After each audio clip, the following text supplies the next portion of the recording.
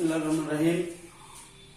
শিক্ষার্থী বন্ধুরা, YouTube channel secondary school এর পক্ষ থেকে সকলকে স্বাগত। তো বন্ধুরা, আজকে আমরা আলোচনা করব পদার্থবিজ্ঞান দ্বিতীয় অধ্যায় গতি অর্থাৎ মোশন সম্পর্কে। তো বন্ধুরা, এই মোশন সম্পর্কে জানতে গেলে আমরা যে টপিকগুলো আজকে আলোচনা করব সেটা হলো গতি ও স্থিতি, বিভিন্ন প্রকার গতি, স্কেলার রাশি এবং ভেক্টর রাশি। এই কয়টি বিষয় আজকে আলোচনা করব। তো প্রথমে আমরা চলে যাচ্ছি গতি এবং স্থিতি। তো বন্ধুরা, আমি এখানে দাঁড়িয়ে আছি, তো আমি কি অবস্থায় আছি? আমি এখানে দাঁড়িয়ে আছি, তোমরা হয়তো বা বলবা যে আপনি স্থির আছেন, কেন আপনি নড়াচড়া করতেছেন না? তো বন্ধুরা, আমি স্থির আছি কিংবা গতিশীল আছি এটা আপনারা কিভাবে বুঝবেন? এটা এখানে যদি বস্তু হয়ে থাকে, এই বস্তুটি স্থির আছে নাকি এই বস্তুটি গতিশীল আছে, এই বিষয়টা যদি আমরা চিন্তা করি, তাহলে এই বস্তুটার স্থিতি গতিশীল চিন্তা করতে হবে অন্য কোনো বস্তু সাপেক্ষে। এইটা যদি আমি কোনো প্রসঙ্গ বিন্দু ধরি, প্রসঙ্গ বিন্দু, তাহলে এই বিন্দু সাপেক্ষে বা প্রসঙ্গ বিন্দু বা বস্তু ধরি, তাহলে এই বস্তুর সাপেক্ষে এই বস্তুটি যদি মধ্যবর্তী দূরত্বের পরিবর্তন না ঘটে তাহলে এই বস্তুটি স্থির, আর যদি পরিবর্তন ঘটে তাহলে এই বস্তুটি হবে গতিশীল। এখন আমরা তাহলে কোনো বস্তুকে বলতে পারবো স্থিতিশীল বা গতিশীল কখন? যখন কোনো প্রসঙ্গ বস্তুর সাপেক্ষে আমরা বলবো সেই বস্তুটি কোনো স্থানের পরিবর্তন করেছে কি না। যদি স্থানের পরিবর্তন করে তাহলে সেটাকে আমরা বলবো গতি, আর যদি স্থানের পরিবর্তন না করে তাহলে সেটাকে বলবো স্থিতি। তো বন্ধুরা, এই প্রসঙ্গ বিন্দুটি এমন একটি বিন্দু হতে হবে সেটা চলমান কিংবা স্থিতিশীল, সেটা কিন্তু বড় বিষয় নয়। বড় বিষয় হচ্ছে তার সাপেক্ষে যে বস্তুটার আমরা চিন্তা করব সেই বস্তুটা কি অবস্থায় আছে, অর্থাৎ দূরত্বের পরিবর্তন করছে কি না। ধরে নিলাম একটি ট্রেনের দুই সিটের মধ্যে বসে থাকা দুজন বন্ধু পরস্পরের সাপেক্ষে কি অবস্থায় আছে। যদি আমি এক বন্ধুকে ধরে নিই এক্স, অপর বিন্দু ওয়াই, এক্স বন্ধুকে যদি আমি প্রসঙ্গ বস্তু ধরি বা প্রসঙ্গ ব্যক্তি ধরি, তার সাপেক্ষে ওয়াই বন্ধুটি দূরত্বের পরিবর্তন করছে কিনা। যেহেতু দুজন একই সাথে একই সিটে বসে যাচ্ছে পাশাপাশি, সুতরাং তাদের দূরত্বের পরিবর্তন হচ্ছে না, তাহলে প্রসঙ্গ বস্তুকে যদি আমি স্থির বলি তাহলে ওই অপর বন্ধু থাকবে স্থির, কিন্তু প্ল্যাটফর্ম সাপেক্ষে সেই ট্রেনটি বা ওই বন্ধু দুটি থাকবে তখন গতিশীল। অর্থাৎ প্ল্যাটফর্ম যদি এখানে প্রসঙ্গ বস্তু হয় বা বিন্দু হয় তাহলে তার সাপেক্ষে এই বন্ধু দুজন বা ট্রেনটি পুরাটাই হবে গতিশীল। তো বন্ধুরা, স্থিতি গতিশীল কি আমরা সহজভাবে একটু বুঝতে পারলাম যে কোনো প্রসঙ্গ বিন্দু সাপেক্ষে যদি কোনো বস্তুর স্থানের কি ঘটে পরিবর্তন, তবে তাকে আমরা বলবো গতি, আর যদি পরিবর্তন না ঘটে তবে তাকে আমরা বলবো স্থিতি। তবে বাস্তব ক্ষেত্রে এমন কোনো স্থির প্রসঙ্গ বিন্দু পাওয়া সম্ভব নয়, কেননা পৃথিবীটা সর্বদাই কি করতেছে, ঘুরতেছে, যার কারণে আমরা সকল প্রসঙ্গ বিন্দুগুলোকে বলতে পারি আপেক্ষিক, এগুলো কোনো পরম নয়। তো চলে যাব, এই যে স্থিতি থেকে গতি আমরা বললাম যে স্থান পরিবর্তন ঘটে, তাহলে এই গতি কত প্রকার এই সঙ্গে আমরা এখন আলোচনা করব। গতি বিভিন্ন প্রকারের গতি আছে, তার মধ্যে আছে সরলরৈখিক গতি, ঘূর্ণন গতি, চলন গতি, পর্যায়বৃত্ত গতি, স্পন্দন গতি। তো ধারাবাহিকভাবে এই গতিগুলোর সংজ্ঞাগুলো আমরা দেখি। তো বন্ধুরা, এই গতিগুলোর সংজ্ঞা আমরা শিখতে গেলে সর্বদা একটি কথা সব গতির ক্ষেত্রে বলবো, সে কথাটা হলো কোন গতিশীল বস্তু কণার গতি যদি এমন হয় যে, এই কথাটা আমরা প্রত্যেকটা সংজ্ঞার সাথে লাগাবো। কি বলছি? কোন গতিশীল বস্তু কণার গতি যদি এমন হয় যে, তাহলে আমরা সরলরৈখিক গতির ক্ষেত্রে যদি বলি তাহলে এটা সর্বদাই সরল রেখা বরাবর চলবে, তবে তাকে আমরা কি গতি বলবো? সরলরৈখিক গতি। তো বন্ধুরা, সংজ্ঞাটা আমরা কিভাবে দিব? যে কোন গতিশীল বস্তু কণার গতি যদি এমন হয় যে এটি সর্বদাই সরলরেখা বরাবর চলে, তবে তাকে বলবো আমরা সরলরৈখিক গতি। যেমন আমরা যদি এই মার্কারটিকে কি করি, উপর থেকে ফালাই দিই, তো এটা সরাসরি সরলরেখা বরাবর আসতেছে, এই গতিটাকে বলবো আমরা সরলরৈখিক গতি। আমরা যখন ফুটবল খেলি, ফুটবল যদি আমরা শুট করি, তো ফুটবলটা একটা সরলরেখা বরাবর যাবে বা সোজা যাবে, এই গতিগুলোকে বলতে পারি আমরা সরলরৈখিক গতি। এখন চলে আসি আমরা ঘূর্ণন গতি। ঘূর্ণন গতি কাকে বলে? তাহলে এখানে যদি একটি নির্দিষ্ট বিন্দু হয়, নির্দিষ্ট বিন্দুকে কেন্দ্র করে এটা যদি একটা পথ হয়, আর এই পথে যদি এই বস্তুটা ঘুরতে থাকে, এই বস্তুটা কি করে?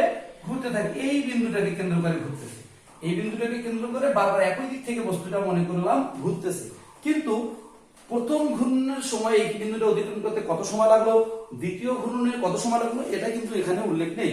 তার মানে এটা যদি আমাদের ঘূর্ণন গতি হয়, ঘূর্ণন গতি যদি এ জায়গাতে হয়, তাহলে এখানে কিন্তু সময় উল্লেখ নেই, এই সময়টা উল্লেখ নেই, অর্থাৎ সময় কখনো উল্লেখ এখানে থাকবে না। অর্থাৎ এক পাক ঘুরে আসতে কত সময় লাগুক, পরবর্তী সময় ঘুরে আসতে অন্য সময় লাগতে পারে। অর্থাৎ প্রথম সময় এক পাক ঘুরে আসতে লাগতে পারে 1 সেকেন্ড, পরবর্তীতে লাগতে পারে 2 সেকেন্ড, তারপরে আবার 1 সেকেন্ড। অর্থাৎ বিভিন্ন সময় বিভিন্ন ভাবে ঘুরবে।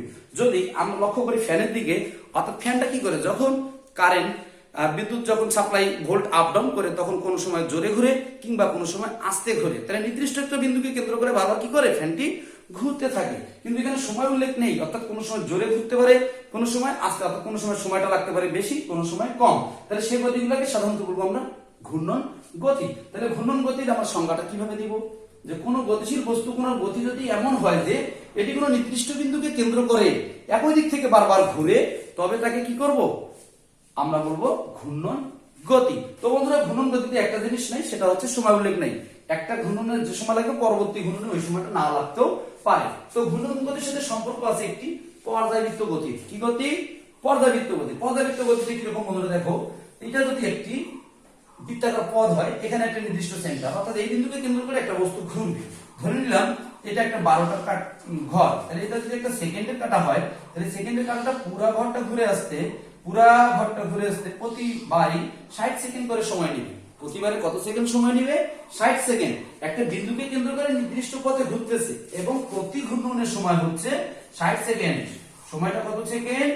60 সেকেন্ড। অর্থাৎ প্রত্যেকটা ঘূর্ণনে 60 সেকেন্ড। প্রথমটা 60 সেকেন্ড, দ্বিতীয়টি 60 সেকেন্ড, তৃতীয়টি এটাও 60 সেকেন্ড। তাহলে এটা আমরা বলতে পারি পর্যায়বৃত্ত গতি। পর্যায়বৃত্ত গতি। অর্থাৎ পর্যায়বৃত্ত গতি তাহলে কাকে বলবো? যে কোনো গতিশীল বস্তু কোন গতি যদি এমন হয় যে এটি সর্বদাই কোন নির্দিষ্ট বিন্দুকে কেন্দ্র করে নির্দিষ্ট পথ বরাবর একই দিক থেকে বারবার একই সময় পর পর একটা নির্দিষ্ট বিন্দুকে কি করবে? অতিক্রম করবে। তো বন্ধুরা, এই গতি আর এই গতির মধ্যে কিন্তু একটু সম্পর্ক আছে। সেই সম্পর্কটা হলো, এটাও নির্দিষ্ট বিন্দুকে কেন্দ্র করে একই পথ বরাবর ঘুরবে, এটাও নির্দিষ্ট বিন্দুকে কেন্দ্র করে একই পথ বরাবর ঘুরবে। কিন্তু এটা একটা নির্দিষ্ট বিন্দুকে অতিক্রম করতে বিভিন্ন সময় লাগতে পারে, কিন্তু এইটা নির্দিষ্ট বিন্দুকে অতিক্রম করে একটা নির্দিষ্ট সময় লাগবে।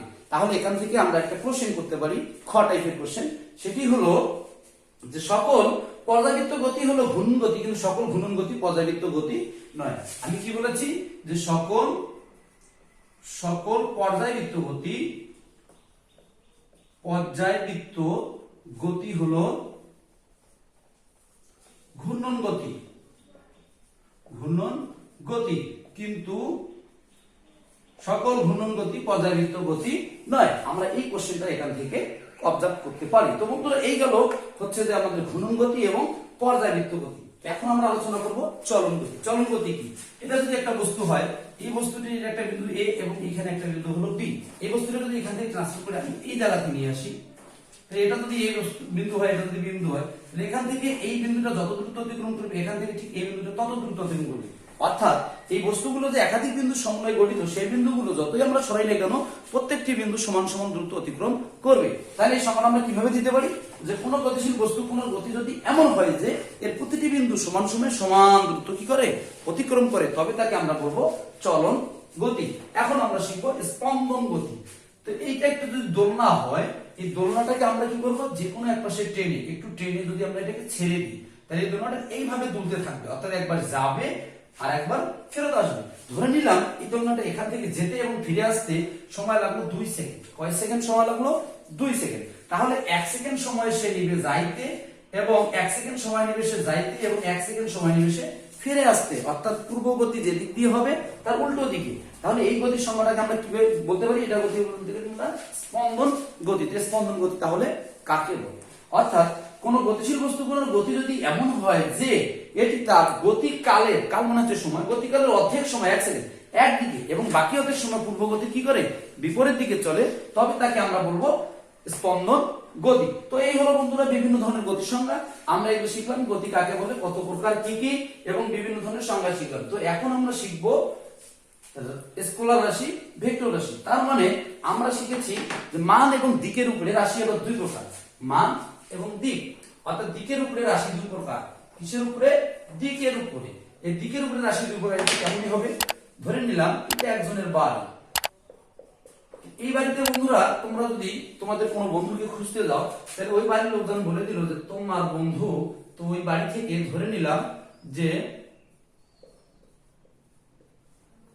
1000 মিটার দূরে কোন জায়গায় খেলতে গেছে। তো বন্ধুরা আমরা যখন ওই বন্ধুকে খুঁজতে যাব, তখন আমরা 1000 মিটার কোন দিকে যাব? যে কোনো পাশে যেতে পারি। যদি যে কোনো পাশে যাই তাহলে কিন্তু বন্ধুর দেখা পাবো না। তার মানে শুধু এখানে আছে মান কত মিটার, 1000 মিটার দূরে বন্ধুটি আছে। তাহলে সেখানে কিন্তু বন্ধুটিকে সহজে খুঁজে পাওয়া যাবে না। আমরা যদি আবার ফেরত যাই ওই বাড়িতে, যে বলি যে আমরা তো খুঁজে পেলাম না, কিন্তু আমাদেরকে তখন যদি বলে দেয় যে তোমার বন্ধু 1000 মিটার পূর্ব দিকে গেছে, তাহলে কিন্তু আমরা সহজেই আমার বন্ধুকে কি করতে পারবো, খুঁজে পাবো। তাহলে এটা হচ্ছে দিক, পূর্ব দিক। তাহলে একবার আমরা মান দ্বারা দেখলাম বন্ধুটাকে খুঁজে পাওয়া গেল না। আর যখন পূর্ব দিক বললো তখন 1000 মিটার দূরে পূর্ব দিকে যে কিন্তু আমরা খুঁজে পাইলাম। তো এখানে একবার মান, একবার হচ্ছে দিক। তো এই মান এবং দিকের উপরে নির্ভর করে রাশিগুলো হচ্ছে দুই প্রকার। রাশিগুলো হলো কয় প্রকার? দুই প্রকার। এক হচ্ছে স্কেলার রাশি, স্কেলার রাশি, দুই হলো ভেক্টর রাশি। তাহলে বন্ধুরা মান এবং দিকের উপরে রাশি কয় প্রকার? দিকের উপরে রাশি দুই প্রকার, স্কেলার রাশি আর একটা হচ্ছে ভেক্টর রাশি। তো এই যে 1000, এটা হলো স্কেলার রাশি, এটা হচ্ছে স্কেলার রাশি, অর্থাৎ শুধুমাত্র মান কত মিটার দূরে, 1000 মিটার দূরে। আর এই মানের সাথে যদি দিক প্লাস থাকে, মান প্লাস থাকে দিক, তাহলে কি সেটাকে আমরা বলবো ভেক্টর রাশি। অর্থাৎ 1000 মিটার কোন দিকে? পূর্ব দিকে, তবে তাকে আমরা বলবো ভেক্টর রাশি। আমরা যদি 1000 যোগ আরো 1000 দেই, এগুলা কিন্তু সবগুলোই কি করা যায়, আরো যদি যোগ 100 দেই তাহলে হলো আমাদের 2100 টোটাল। এগুলা এত মিটার, আমরা এগুলা কিন্তু সবগুলোই বীজগণিতের নিয়মে করতে পারি বন্ধুরা।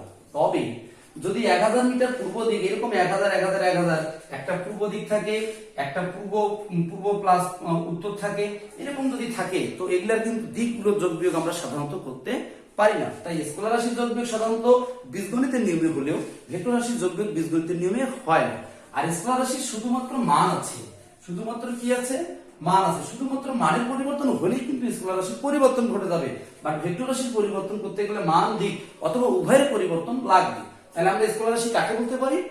যে সকল রাশি মান দ্বারা সম্পূর্ণরূপে প্রকাশ করা যায় তাকে স্কেলার রাশি, আর যে সকল রাশি প্রকাশ করার জন্য মান এবং দিক উভয় লাগে তাকে ভেক্টর রাশি বলে। তো এই হলো আমাদের মোটামুটি স্কেলার রাশি এবং ভেক্টর রাশি। তো বন্ধুরা এই চ্যাপ্টারের বাকি অংশ আমরা পরবর্তী ভিডিওতে প্রদর্শন করব। তো এই পর্যন্ত যদি এটা ভালো লেগে থাকে তোমরা সবাই সাবস্ক্রাইব করবা এবং কমেন্টের মাধ্যমে জানাই দিবা। যদি কারো কোনো প্রয়োজন থাকে তো সেখানে আমরা আবারও কমেন্টগুলো ভিডিওর মাধ্যমে দেখানোর চেষ্টা করব। ভালো থাকবা সবাই, আল্লাহ হাফেজ।